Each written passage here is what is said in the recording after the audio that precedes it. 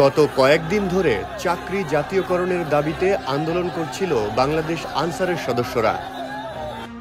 দাবি আদায়ে দিনভর সচিবালয় ঘেরাও করে রাখার পর রাতে বৈষম্য বিরোধী ছাত্র আন্দোলনের শিক্ষার্থীদের সঙ্গে সংঘর্ষে জড়িয়ে পড়ে তারা। দুই পক্ষের সংঘর্ষে বৈষম্য বিরোধী ছাত্র আন্দোলনের সমন্বয়ক হাসনাত আব্দুল্লাহ সহ অন্তত 40 শিক্ষার্থী আহত হন।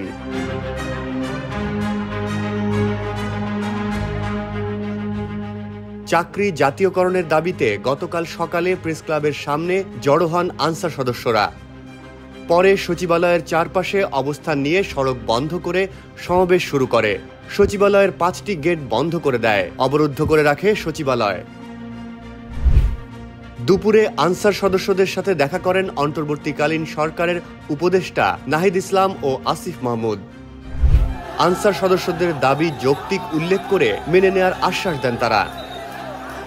বিকেলে সচিবালয়ে স্বরাষ্ট্র উপদেষ্টার সঙ্গে আনসার সদস্যদের বৈঠকের পর স্বরাষ্ট্র উপদেষ্টা লেফটেন্যান্ট জেনারেল জাহাঙ্গীর আলম জানান, আনসার সদস্যদের মধ্যে বিশ্রামের প্রথা বিলুপ্ত করা হয়েছে এবং আনসারদের দাবি পরীক্ষা নিরীক্ষা করতে 7 সদস্যের কমিটি গঠন করেছে স্বরাষ্ট্র মন্ত্রণালয়।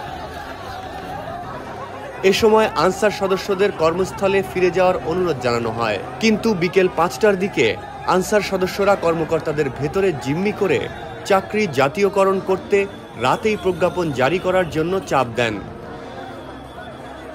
এ সময় সরকারের পক্ষ থেকে বলা হয়, 55,000 আনসার সদস্যের চাকরি জাতীয়করণ করতে হলে বিভিন্ন মন্ত্রণালয়ের মতামত নিতে হবে। কত টাকা বাড়তি প্রয়োজন হবে তা বিশ্লেষণ করতে হবে। এসব বিশ্লেষণ না করে প্রজ্ঞাপন জারি করা যায় না। সরকারের এসব যুক্তি না মেনে সচিবালয়ের চারপাশ ঘেরাও করে রাখেন আনসার সদস্যরা। পরে সমন্বয়ক সার্জিস আলম ও হাসনাত আব্দুল্লাহ সামাজিক যোগাযোগ মাধ্যমে স্ট্যাটাসে বলেন, আনসার সদস্যরা সচিবালয়ে তাদের আটকে রেখেছেন। রাত 9:30টার দিকে শিক্ষার্থীরা জড়ো হয়ে সচিবালয়ের দিকে আসতে থাকেন। তখনই দুই পক্ষের সংঘর্ষ শুরু হয়। এক পর্যায়ে আনসার সদস্যরা পালিয়ে যান।